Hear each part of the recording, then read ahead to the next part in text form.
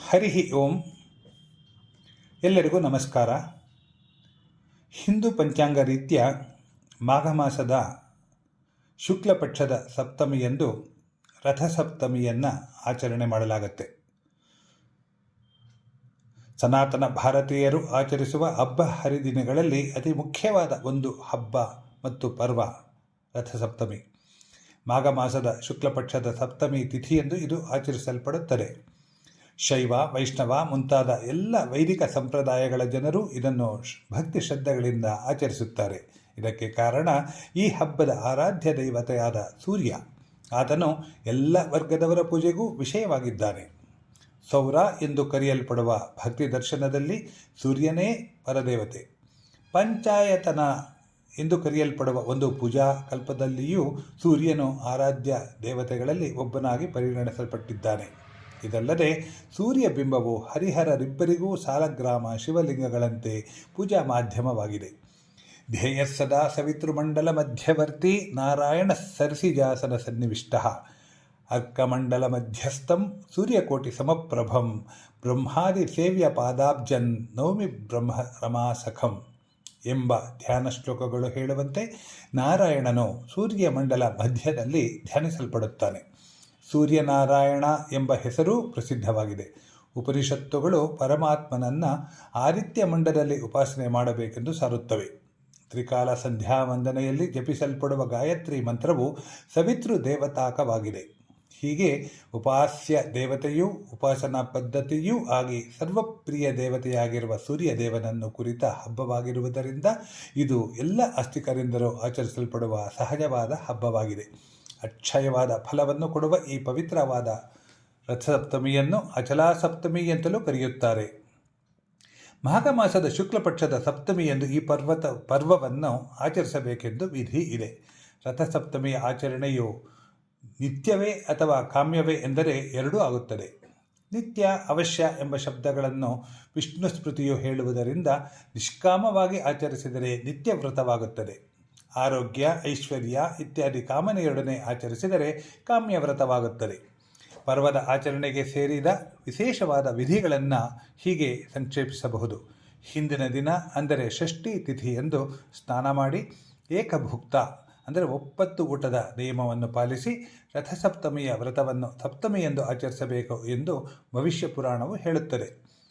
ರಥಸಪ್ತಮಿಯಂದು ಸಕಾಲದಲ್ಲಿ ಸ್ನಾನಾದಿಗಳನ್ನು ಮಾಡಿ ವ್ರತವನ್ನು ಆಚರಿಸಿದರೆ ಅಕ್ಷಯ ಫಲ ಸಿದ್ಧಿಯಾಗುತ್ತದೆ. ಇಡೀ ಮಾಘ ಮಾಸವೇ ಪ್ರಾತಃ ಕಾಲದ ಸ್ನಾನಕ್ಕೆ ಪ್ರಶಸ್ತ. ಆದರೆ ಅದನ್ನು ಶ್ರದ್ಧಾಭಕ್ತಿಪೂರ್ವಕವಾಗಿ ಮಾಡಬೇಕು ಮತ್ತು ಕರ್ಮದ ಮರ್ಮವನ್ನರಿತು ಆಚರಿಸಬೇಕು. ಹೀಗಾದರೆ ತಾನೇ ಆ ಸ್ನಾನವು ವೀರ್ಯವತ್ತಾಗುತ್ತದೆ. ಮಾಘ ಮಾಸದಲ್ಲಿ ಉಷಃಕಾಲದಲ್ಲಿ ಸ್ನಾನ ಮಾಡುವವನು ತನ್ನ ವಂಶದಲ್ಲಿ ತಂದೆ ಮತ್ತು ತಾಯಿಯ ಕುಲಗಳಲ್ಲಿ 7 ತಲೆಮಾರುಗಳನ್ನು ಉದ್ಧರಿಸುತ್ತಾನೆ. ಸ್ನಾನವನ್ನು ಮಾಡಲು ಸಾಧ್ಯವಾಗದಿದ್ದರೂ ಅದರಲ್ಲಿ ಸಂಕ್ರಾಂತಿ, ರಥಸಪ್ತಮಿ ಮತ್ತು ಮಾಘಿ ಮುಂತಾದ ದಿನಗಳಲ್ಲಾದರೂ ಪ್ರಾತಃಸ್ನಾನವನ್ನು ಮಾಡಲೇಬೇಕು ಎಂದು ಶಾಸ್ತ್ರಗಳು ಹೇಳುತ್ತವೆ.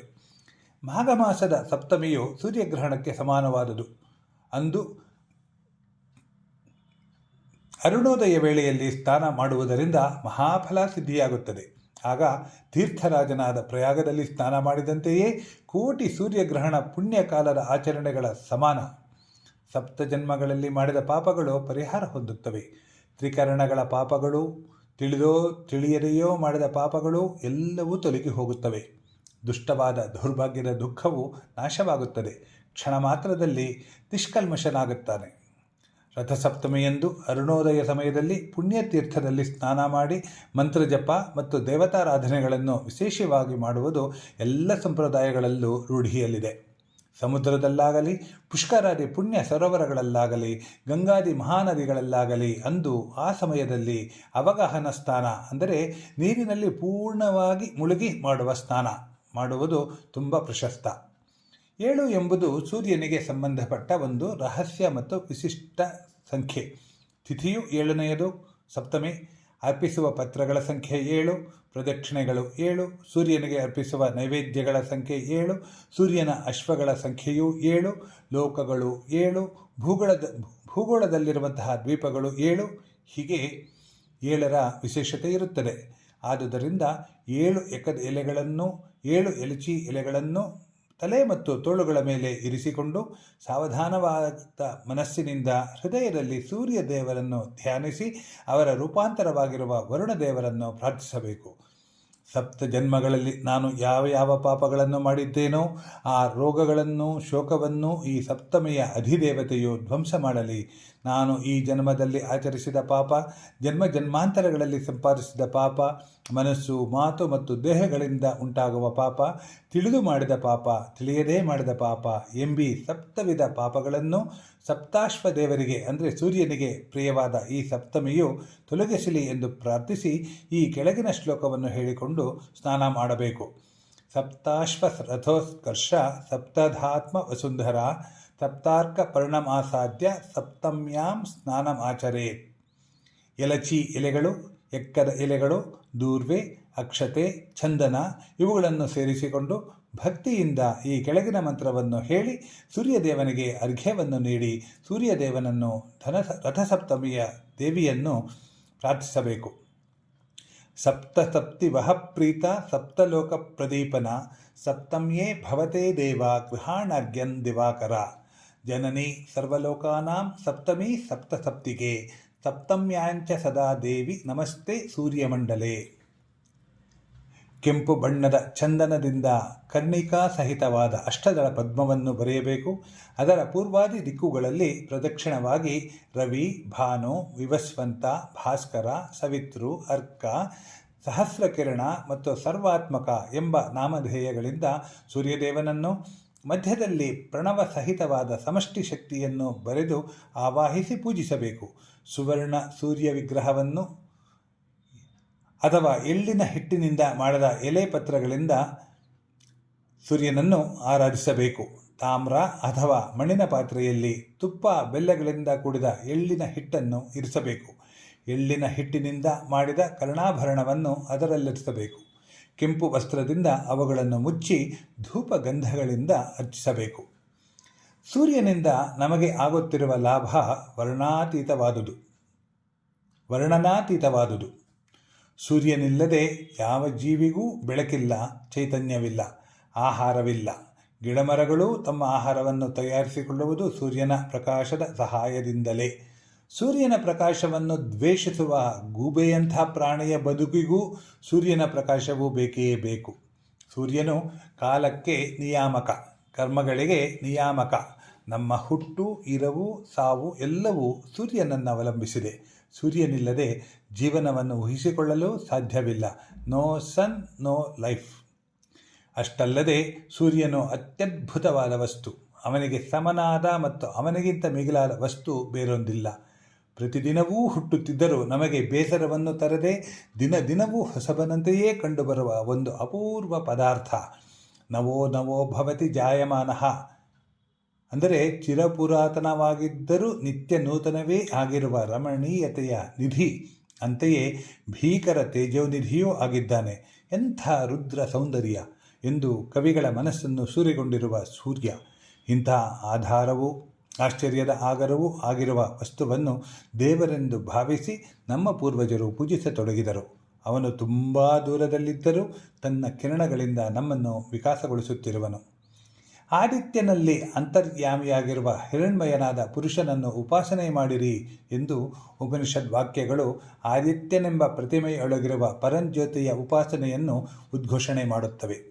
ಧ್ಯಾನ ಯೋಗದ ಮೂಲಕ ಅದನ್ನು ಭೇದಿಸಿಕೊಂಡು ಒಳಗಿನ ಗರ್ಭಗೃಹದಲ್ಲಿ ತಾನಾಗಿ ಬೆಳಗುತ್ತಿರುವ ಪರಮಾತ್ಮ ಪರಂಜ್ಯೋತಿ ಎಂಬ ತತ್ವವನ್ನು ಗಮನಿಸಿದರೆ ಸೂರ್ಯನ ಪೂಜೆಯು ಭೌತಿಕವಾದ ಪೂಜೆ, ಪ್ರಕೃತಿಯ ಅದ್ಭುತಗಳ ಪೂಜೆ.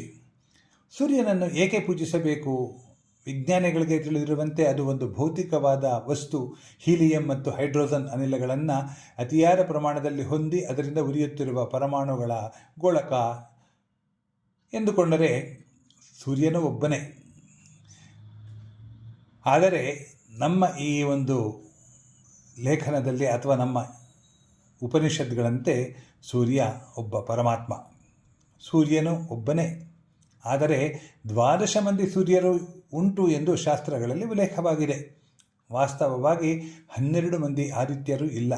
ಒಬ್ಬನೇ ಆದಿತ್ಯನಿಗೆ ವರ್ಷದ 12 ಮಾಸಗಳಲ್ಲಿ ಒಂದೊಂದರಲ್ಲಿ ಒಂದೊಂದು ಹೆಸರು. ಹಾಗೆಯೇ ಒಬ್ಬನೇ ಪರಮಾತ್ಮ. ಸೂರ್ಯನಿಗೆ ಕೇಶವ, ನಾರಾಯಣ ಮುಂತಾದ 12 ನಾಮಗಳು.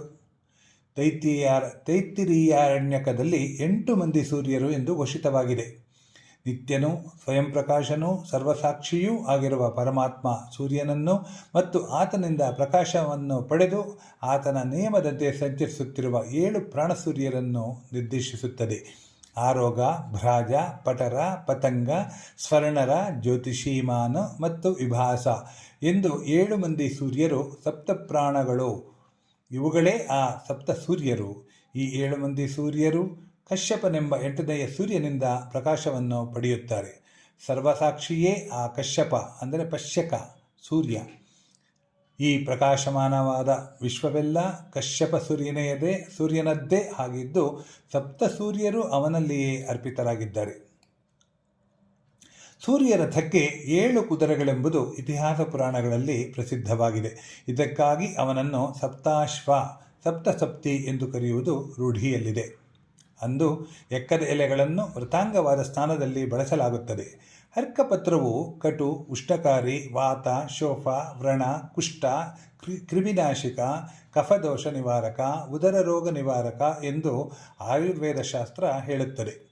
ಎಲಚಿ ಮರದ ಎಲೆಯನ್ನು ಅಂದು ವೃತಾಂಗವಾದ ಸ್ಥಾನದಲ್ಲಿ ಬಳಸಲಾಗುತ್ತದೆ. ಅದರಲ್ಲಿಯೂ ಆಯುರ್ವೇದದಂತೆ ಶರೀರದ ಚರ್ಮರೋಗಗಳ ನಾಶ, ಜ್ವರ ದಹನ ಮುಂತಾದ ಗುಣಗಳಿರುವುದಲ್ಲದೆ ಅದರಲ್ಲಿ ಆಧ್ಯಾತ್ಮಿಕ ಆಧಿದೈವಿಕ ಪೀಡೆಗಳನ್ನು ಪರಿಹರಿಸುವ ಶಕ್ತಿಯೂ ಇದೆ.